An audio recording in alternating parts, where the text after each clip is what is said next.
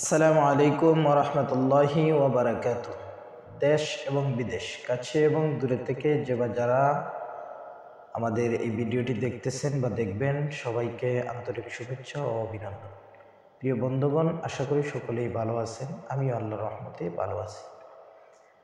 আমি আপনাদের সামনে আজকে আসার একটা কারণ হলো, যেহেতু রমজান মাস মোটামুটি শেষের পথে, আমাদের কাছ থেকে বিদায় নেওয়ার পথে, অনেক সময় আমাদের রমজান মাস আসার পরে অনেক ক্ষেত্রে এমন হয় আমরা সফরের কারণে রোজাগুলা অনেক সময় কম বেশি হয়ে থাকে।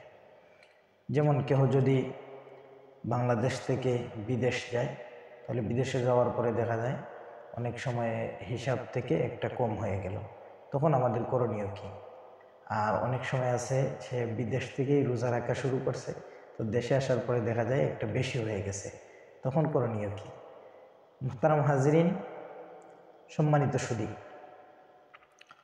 সফরের কারণে যদি রোজা 29টার কম যদি হয়, যেমন বাংলাদেশি কেউ লন্ডনে গিয়ে দেখে তাদের ওখানে ঈদ হয়ে যাচ্ছে, তখন তার জন্য করণীয় হলো তাদের সাথে ঈদ করে নেবে।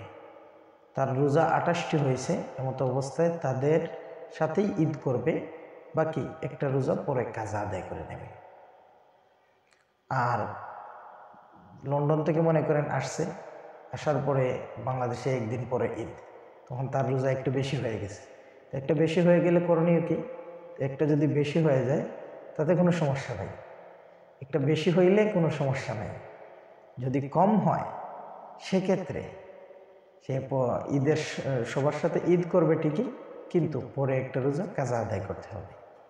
মোহতারাম সম্মানিত সুধী, আজকের জন্য এই ভিডিওটাই, সংক্ষিপ্ত ভিডিও আপনাদের জন্য উপহার দিলাম। সকলেই ভালো থাকেন, সুস্থ থাকেন, সকলের উন্নতি অগ্রগতি কামনা করে আজকের মতো বিদায় নিচ্ছি। আসসালামু আলাইকুম ওয়া রাহমাতুল্লাহি ওয়া বারাকাতুহু।